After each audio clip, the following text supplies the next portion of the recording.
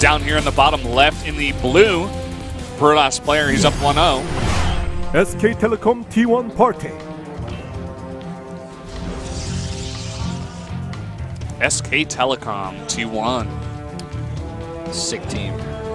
Number 1. Every regard right now to the top right in red. For the rival team. KT roster Sleep. KT roster. Of course. So as I was saying earlier, one time I got really far in Dig Dug, like insanely far, and I had a bunch of extra lives. And I had to go to like baseball practice or something. And I had the game open as I was like, in pauses, I was like, no one's gonna quit the game. My mom's not at home right now. My mom came home and quit the game, and I lost how far I was. And also the high score wasn't saved. Oh no. You have no idea, because my friends, all of my cul-de-sac, man, we were always competing about who had the highest Dig Dug scores. Oh, I was not happy. I want to talk a little bit more about like high scores and whatnot, but I want to talk about first that we have a Forge first that was easily scouted, and the cannoning will be blocked. Still don't really know what Parting was laughing about. Like maybe he was like, "Oh, LOL, I'll just cannon rush him and he'll die" or something. I don't know. I think it was probably about the map. I think he was probably just laughing about what happened on that map because a lot of pros were complaining and whatnot. But he actually cancels the Forge, gets not only a Nexus first up, but goes into Gate. Oh! And pylon blocks here. He loses the probe, but still, this is really annoying. Yeah, super annoying. That Durn's going to go to the third base, of course, try to get that expand up over there. And he'll do that. Yeah, if the probe hadn't died, he could have actually gone over there to block that too. That would just be too cheeky. But you know, it's just you got to send, people really start to figure out you just send 2 workers down when you get a block like that. 2 probes for the drone, and 2 drones for the probe. Just makes it so that you just got to either hightail it out of there, or you're just going to get killed. Going to get clawed by those little pinchers that the drones have. Yeah. They don't actually really pinch with them though. They're kind of using them like boxing gloves, as we've seen in the past. Yeah, they box. They kind of like poke though, because they're kind of pointy, you know. Yeah, it's like a pointed boxing glove, not a strong bad boxing glove. Yeah. So before this game, we'd see what I'm going to ask you as we're on the topic.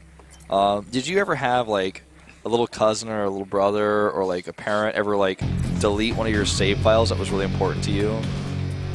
You know, I can swear that it has happened at some point, but I can't remember a specific case. I was thinking about that actually. I know there have been a bunch of games that were on my computer and like my computer crashed or something while I was in mid-game, or like my computer just died or something. Sure. And I didn't have to save anymore, and that was really depressing. But nothing specific. I had a specific instance where one of my friend's neighbors deleted the Banjo-Kazooie file that he and I were working on. We were actually trying to beat Gruntilda, final boss, the night before, and we struggled, but we stayed up all night. We couldn't beat it. We were going to beat it the next day. I was so young back then, like maybe 3rd grade or something. And then the next day, I woke up and it was gone, and he was like, "Yeah, I played the game last night." We're like, "Oh, you did what?"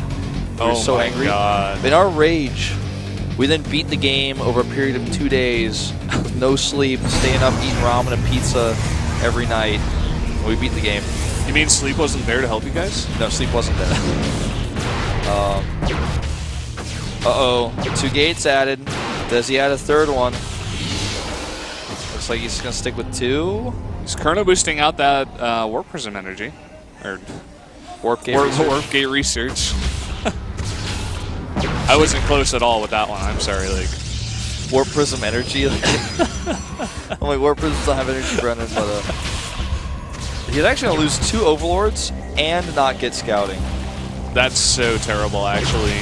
He's going to be supply blocked for so long. He knows something funky's up. He's making a bunch of lings. He's like, okay. Well, I don't think he ever really identified until now that like he canceled the Forge and then made a gateway. So he's like, "Oh, what? You have all these units out now, and like Warp Gate Research is done?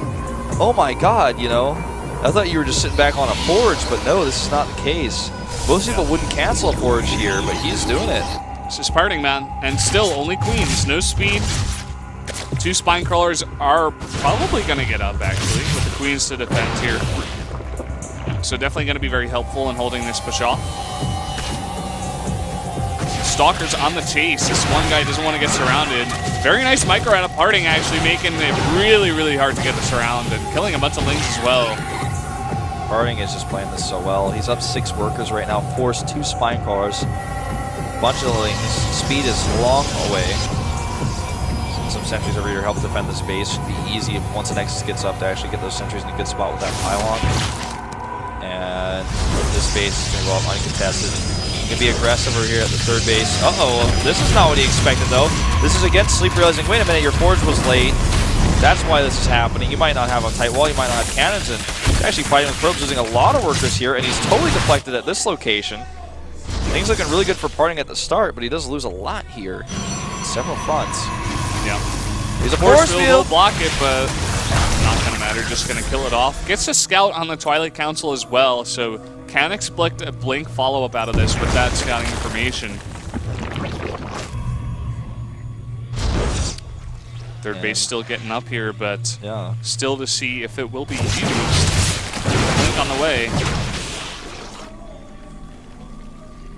Well, he's going to sneak around to the right. Come over to that 3rd base. Wall is not quite tight and set yet. Yep, the cannons do get up, so we'll push it back. And he does got that. He does have that zealot in position there to block those Zerglings from getting in the main base. He's actually going to be able to fight some of these lings if they get any closer. Got vision of that army on the high ground with the watchtower. Bunch of creep here with all these queens from Sleep. Sleep is known for his creep spread. He's quite famous for this. He's going to have creep going down all 3 alleyway paths here. Then eventually on that 4th path to the 4th base. And watchtower will actually be removed here, or controlled temporarily by Parting. Vision removed. And a few stalkers actually there to help protect this pylon. Yep. Pylon very, very key right now. Blink is about to finish, and +2 is on the way as well. This is actually so cool. This is like a very tempo-oriented game by Parting. He's just never really committing to a big attack, but he's always like, hey, are you making units? Are you ready? I might try to kill you. I probably won't commit, but you know, I'm gonna fight you. It's looking like a StarCraft I game. Sentry's over here very exposed. I don't think he's gonna stick around much longer here, but he still has that forward warping point. He's gonna have +2 in that blink you were talking about. He does. Oh, well, I was gonna say he stops at 62, but making some more probes as well. Definitely not an all-in here, just a lot of aggression. Oh, the hatch finishes. Now he can't cancel it, and all it's going to take is a few force fields to block these units up on the high ground. And a beautiful move here. Now he can just fly away if he wants to recall. He doesn't even have to, because he's in such a good position with his units right now. The spine crawlers are really his only problem. If he can avoid those, he's going to keep taking out units with good trades. And he still has that forward warping point. Sleep still hasn't been able to get that. I believe he will let the base go. He probably should have tried to kill that with a few lings or some roaches. And now Parting with Blink, soon to be +2, is just going to crush this this army on the left side. Start picking away on those spines. Decent time warp goes down as well. Those roaches trapped in the force fields could not be in a better, a worse spot. Excuse me. Yep, they're starting to come across the side though, but with the War Prism for the forward warp in, maybe he does get something, but nice hold off by Sleep so far, but Parting is not done. I think he's just going to warp in some units over here, but just to hide and try to be defensive. He needs to have as many units as he can on his way back to protect his units. Because he lost that mothership core earlier. There's a warp prism we were talking about ready to do some work. He's going to go to the main base, see if Sleep actually tries to come over and kill this army. He already sees the warp prism with an Overlord, has units in position in the main. Pylon is cleaned. And pathogen glands and a hive on the way here. Sleep loves his infestation pit tech in this matchup. We saw it fail with Swarm Hosts earlier. I feel he's in a much better position to actually go for these infestors this time. I feel like Parting's overstayed his welcome a little bit. I think he could have sniped the base and got out, but he was really trying to make something more happen. Parting double spine him. Trying to make something happen there. He is going to continue to try to make something happen. There warps in a bunch more of these zealots, but a nice surround. No mothership core over here for the recall, so he is forced to fight here. Very nice force fields there at the top, though, will give Parting the advantage in this fight. And the Warp Prism comes over here as well. Not quite enough energy to do anything just yet, but still has it with his army now. And he still has that pylon, still not cleared by Sleep. Yeah, and he lost all of his sentries, but the zealots are not being dealt with. They're actually going to maybe kill that evolution chamber. I think he's actually going to get that. And he's drawing the entire army all the way over there. Okay, now Sleep has identified the fact that this army is coming over here, but this is going to be another snipe on the fourth base once again. And he's got a recall. He has the energy. He's actually going to fight it until the last second, just like we saw earlier. But this time I think it's a little bit more reasonable for him to take these fights. As long as he doesn't lose the core. Blink under it. Kill anything else over there he can. Maybe even actually picking away at some of that larva. And it's time to leave. There are investors here. And he leaves. Back into the natural. Yeah. But he's starting a second robotics facility. He's already got one producing Colossi and has that range of the way. +3 is about to finish as well. So we could be seeing a follow-up timing here with a bunch of Colossi. We do see a Spire being built by Sleep, so that can be used for a bunch of Corruptors to counter this if he decides. It's just hard for him to afford those without a fourth base, without that 8 gas economy. Parting is actually going to have his own fourth first, and he was ahead in workers for like a pretty decent time in this game. Sleep just now adding like 14 harvesters. It's a lot of larvae spent there, but he needs them. Saturate that fourth base once it's ready. 19 Stalkers out with that first Colossus. Second one about to pop with range, and then you can actually make a third and fourth with those double robotics you were talking about. You can see them right there. This is a nice little contaminate. Anything you can do to slow that Colossus production down is exactly what Sleep needs, because he needs to get time to get those Corruptors out. 8 Infestors are great against pure Gateway armies, but against an army that has Colossi in it, they will just get beamed down so fast. He's even going to actually rush into the Broodlords here, which we have seen some success with, especially because Parting doesn't have any answer for that yet. He doesn't have any Tempest or Stargate. A nice cancel here on that fourth base. You will be able to surround that and kill that off. Yeah, that's huge, actually. Yeah, he does lose a lot of links for it, but still definitely worth it. Going to cut off that fourth base for Parting for a long time here. Yeah, if that fourth base were up and running and Sleep's fourth was that late, with a crazy economy he has to make those Colossi, would have been a bad line of next events for Sleep. Still not going to be out of it just yet, though. Temple Archives is on the way. And I think this is going to be his fourth Colossus? Yeah, fourth Colossus. With range against 11 Swarmos and 8 Infestors. He just keep buying as much time as possible here. Sniping in the Observer would be huge, but he's not able to do so far. Going to start clearing up this creep. Yep. War Prism with the army is able to warp in a bunch of Stalkers here. Nice Fungal gets onto the Colossi, but misses a lot of those Blink Stalkers, but he goes for the fight. The Corruptor's doing a lot of damage to the Colossi in the back, but still a huge amount of Gateway units still here, and there's not much on the ground besides this for Sleep. Yeah, he doesn't even really target his Colossi very well. They were like killing creep tumors at the back, but it still doesn't matter. He's going to sacrifice his Colossi for killing the Infestors. I don't agree with that choice because of the Swarm Hosts. I think he should have been more focused on keeping his Colossi alive with the Stalkers and not worrying about the Infestors that were out of energy. The Swarm Hosts misrallied, and now he's going to force the next rally out, and we'll actually be able to snipe this base. And not only that, there's a high chance he could actually go now to the top left and kill the fourth base before leaving. No Mothership Core for recall, but Swarm Hosts are slow, Locusts are slow. The only thing on the ground to fight are Lynx, which against this many Stalkers and Zealots are not really going to be that good. He even picks off some Corruptors here, and now on his way out, should be able to snipe the hatchery. His fourth base is up and running. Sleep is in a terrible spot right now. He is in such a terrible spot. He's got no more economy to build all these very high-tech units that he wants to build. He's making a bunch of Corruptors, which will be good for the Colossi that he's making, but that Parting's making, rather. But if Parting identifies this, maybe he can make a tech switch into Archons or something and totally reroute all of those Corruptors and not even care about them. Snipes the Swarm Hosts. Yeah, snipe there. It's important for him to make all those Corruptors, but the thing is he has to be concerned about over-making them. Because then suddenly the Stalkers can actually just overwhelm the Corruptors, and then the Swarm Hosts at the back are sniped as well. Huh!